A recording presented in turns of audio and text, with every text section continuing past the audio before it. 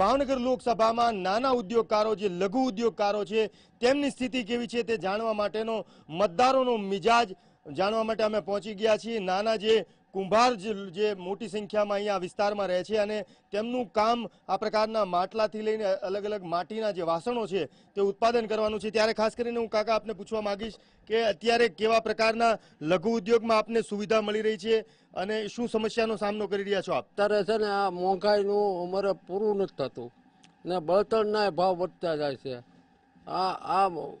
અમને મળતું જ નથી કાંઈ જાજુ। હું ખાસ કરીને આપને પૂછવા માંગીશ કે કેવા પ્રકારની સમસ્યાનો આપ સામનો કરી રહ્યા છો? જેવા કે અમે માટીના વાસણ બનાવીને કોઈ લાખો કરોડો કમાતા નથી હોતા અને અમે અમારું ગુજરાન ચલે એવું અમારું કામ હોતું હોય છે। અને જેવા કે અહીંયા રોડ, પાણી નહીં આવવું, પછી જે માટી નહીં મળવી, અમને માટી લેવા જાય તો કોઈ ના કે, પછી અમારા વાસણ નહીં વેચાય। જેવા કે અમે સાદા વાસણ બનાવતા હોય, કોઈ અમારી પાસે મશીનગરી હોતી નથી, એમાં અમને કોઈ લાભ ન મળે।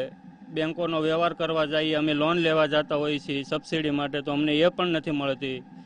તો આની અંદર અમે અમારું પોતાનું ગુજરાન ચલાવીએ કે એવી જો અમે નથી કરી શકતા, તો હવે તો પછી અમે શું કહેવાના એમ। આ વખતે લોકસભાની આવતી 23 તારીખે મતદાન છે, આપ કઈ બાબતોને ધ્યાનમાં રાખીને મતદાન કરશો? હવે ધ્યાનમાં તો હું તો શું કહેવાનો, કારણ કે મોદી સરકાર છે જે અમને આપે તે જ લઈ શકીએ અમે।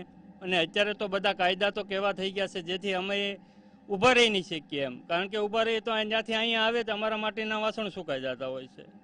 ઘણી વાર તો એવું બનતું હોય છે કે એ પછી ફેંકી જ દેવું પડે છે, એનું કોઈ મૂલ્ય નહીં થાય એમ। ખાસ કરીને હું આપને પૂછવા માંગીશ કે શું કરવામાં આવે તો આપના માટી ઉદ્યોગ જે છે આપનો તેને વેગ મળે? બસ આ જગ્યા આપે કે નહીં, જગ્યાની મેન અમારા પ્રોબ્લેમ છે બધા ભાઈઓને। એ બસ જગ્યા મળી જાય તો બધું આસાની થઈ જાય। ખાસ કરીને આપનો વિસ્તાર ભાવનગરની આપને લાગે છે કે ભાવનગર લોકસભાનું ચૂંટણી જાહેર થઈ ચૂકી છે, મતદાન થવાનું છે, ત્યારે આ વિસ્તારનો વિકાસ થયો હોય આપ ખાસ કરીને લોકસભા વિસ્તારનો? વિકાસમાં તો કાંઈ બહુ એવું નથી થતું। રસ્તાને એવું તો ક્યારેક ક્યારેક બને, એ ઘણા સમયે બન્યો છે, બાકી પાણીની તકલીફ જ છે। પાણીની કેવા પ્રકારની સમસ્યા છે?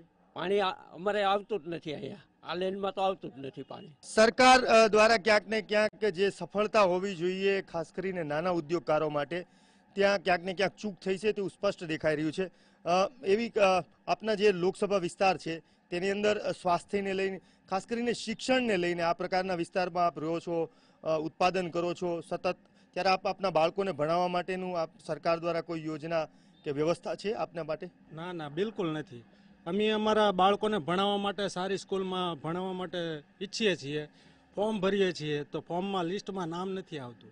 હું પ્રજાપતિ સમાજ પાછળ પૂરું ધ્યાન દેવામાં નથી આવેલું, અને ખાસ કરીને અમારા ધંધામાં તે અમારે બહુ અડચણ થાય છે। અમે 3 થી 4 વાર જગ્યાની માંગણી મૂકી છે, જગ્યાના કારણે ધંધો અમારો છે ને વ્યવસ્થિત ચાલતો નથી અને તમામ પ્રકારના વાસણો બનાવી શકતા નથી। ખાસ કરીને કાકા હું આપને પૂછવા માંગીશ કે સ્વાસ્થ્યને લઈને, શિક્ષણને લઈને, રોજગારીને લઈને આપને લાગે છે કે આ સરકાર દ્વારા, લોકસભા દ્વારા, આપના સાંસદ દ્વારા પ્રયત્નો થયા હોય? ના, એવું તો કંઈ અત્યારે અમારે તો બન્યું નથી। અમારે તો આ જે ધંધો છે એની અંદર અમારા બાળકોને અમારે ભણાવવા જોઈએ છે, તો અમે અમારા બાળકોને ભણાવવા માટે અમે સતત પ્રયત્ન કરીએ છીએ, છતાંય અમારે જેવી માણ અમે અમારા બાળકોને ભણાવીએ છીએ। અમે આગળ કાંઈ કાર્ય કરી શકતા નથી। એટલે નો છૂટકે પણ આપને આપના બાળકોને આ જ વ્યવસાયમાં રાખવા પડે છે, એવું બને? આ જ વ્યવસાયમાં રાખવા પડે છે અમારે, પછી આગળ અમે ભણાવી શકતા નથી, જેથી કરીને અમારી પાસે એટલો બધો ઉદ્યોગ નથી કે અમે આગળ ભણાવી શકીએ। વાઇબ્રન્ટ ગુજરાતના ગમે એટલા વાયદા થતા હોય, ગમે એટલા ભલે ઉદ્યોગો નખાય, પરંતુ સૌથી અગત્યની વસ્તુ છે કે નાના માણસનો, નાના ઉદ્યોગનો, નાના પરિવારનો વિકાસ કેવી રીતે થાય તે ખૂબ જ મહત્વની બાબત છે। ખાસ કરીને હું આપને પૂછવા માંગીશ કે આ ઉદ્યોગ દ્વારા જે માટીના વાસણ આપ બનાવો છો એનાથી આપને રોજગારી પૂરતા પ્રમાણમાં, માનો કે આપના પરિવારમાં 5 જણા હોય, 5 વ્યક્તિઓ, તો બધાને રોજગારી મળી રહે છે કે સમસ્યા છે? અમારી સમસ્યા એવી છે કે અમને પૂરતા અમે 5 રૂપિયા કામ કરતા હોય ને તો અમારે મજૂરી આમાં મળી નથી શકતી, અમે ઘણી તકલીફ પડે છે, નહીં છૂટકે પણ અમારે આમ તેમ કામકાજ કરવું પડે છે। આ હતા ભાવનગરના નાના જે લઘુ ઉદ્યોગો ચલાવી રહ્યા છે, માટીના વાસણો બનાવવાનું કામ કરી રહ્યા છે. તે લોકોને ક્યાંક ને ક્યાંક જગ્યાને લઈને સમસ્યા છે અને ઉદ્યોગ પૂરતા પ્રમાણમાં ન ચાલવાને લઈને પોતાના બાળકોને સારું શિક્ષણ નથી આપી શકતા, પોતાના પરિવારને પૂરા પ્રમાણમાં રોજગારી નથી મેળવી શકતા.